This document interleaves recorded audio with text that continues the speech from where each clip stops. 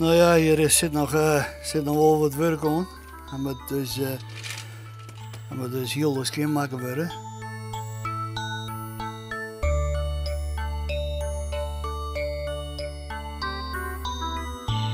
Dit zijn vooral Friese klokken. Ja, het zijn eigenlijk alle Friese klokken wat hier staat. En waarom alleen nog Friese? Dat lijkt mij eigenlijk het eenvoudigste. De Friese klok is vrij eenvoudig. Die Lietsere klokken, dat is al even zeszinnig. En ja, ik ben geen 18 meer natuurlijk. Ja, dus. Nee, hè? Hoe oud ben je dan? Ik ben 20 hier. En 2 jaar geleden pas begonnen met deze? Ja. Hoe je dat zou komen? Nou ja, ik wie altijd druk in ontvaren. Ik ging in een sportvissersbedrijf. En nou ja, vroeger hadden wij daar een hoop werk mee. Samen met mijn zoon. Maar dat er aan de laatste jaren terug. Nou ja, dan kreeg je wat vrije tijd. En het werk dat er alle keer achteruit. En nou ja, dan begin je om huis en het erin. En ja, dan denk je, nou ja, als ik aan mijn pensioen ben, dan moet ik toch wat. Dus dan ben ik in die klokkenboel verzeild. Ja. Ja, maar dan klokken? Ja. Ik kan moeilijk hier een stel skippen neerzetten. Nee, ik ben zo, met die klokkenmansjes ben ik toen begonnen. Nou, dat vond ik wel mooi. En ging er wij grutter.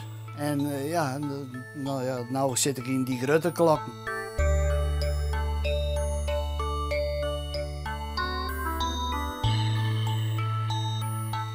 Dat is de mooiste. Ja? Ja.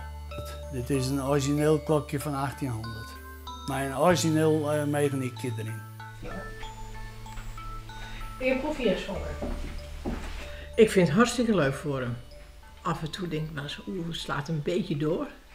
Want alles draait om de klokken. Echt alles draait om de. Ja. En heb je ook wat met klokken? Nou, we hebben altijd een verschillende smaak. Ja. Die Friese klokken, dat zegt me helemaal niks. Nee. Dit soort dingen vind ik veel rustig. Moet niet te druk zijn. Nee. Maar toen ik hem leerde kennen, toen wilde hij geen klok laten tikken hoor. Nee, want dan kon hij niet slapen. Ik zeg, een klok hoort te lopen. Ja. Nou staat hij uren in het hok om te zien dat die klok gaat lopen. Hoe vaak zit hij daar in het hok? Nou, heel wat uren per dag. En dan komt hij even terug en dan gaat hij even kijken of er niet wat nieuws staat op de computer. Oh, want hij handelt natuurlijk een soort... Nou ja, hij moet natuurlijk wel wat verkopen om die hobby te beoefenen. Ja, wat is dat nou, dat gepiel zo lekker is? Ja, de rust. Ja? De rust. Ik heb altijd op schippen zitten, ik heb altijd met mensen omgang en hoop drukte altijd aan. Dus dit is mooi rustig. Ja. Dit bevalt me best, ik vind het prachtig.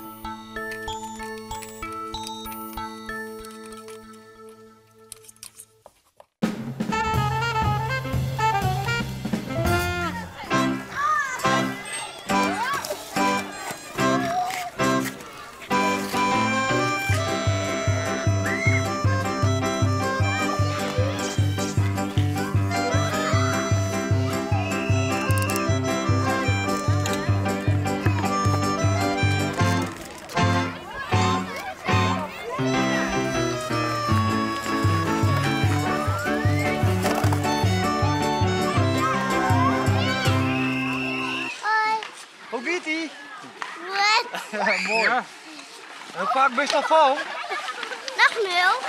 In november hebben we Malkoor even om de tafel zitten. En toen zijn we moeten wat doen voor de band, maar de winter.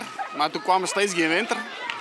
En toen hebben we bedacht van een ijsbaantje maken. We hebben een overleg geweest met de directeur hier en hij zei dat moet altijd worden. En dan zit je te wachten op het ijs. Nou, toen zijn we het ijs van het maar toch gewoon gaan. Dus dat ben we juist jongen maar begonnen. Mooi het wetter hier op te brengen. Schön. En hoe lang gaat het worden? We zijn juist er jouw size begonnen en ik ben voor ons zo'n uur ophouden. Dus dan weet je ook wel dat ik een kwart en acht hoor. Ja.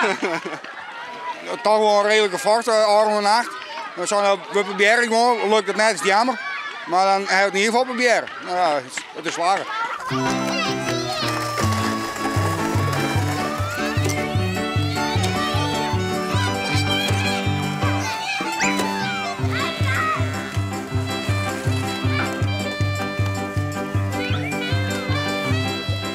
Ik vind het eigenlijk hartstikke gek dat je hier de hele nacht zit in mooie thuislang.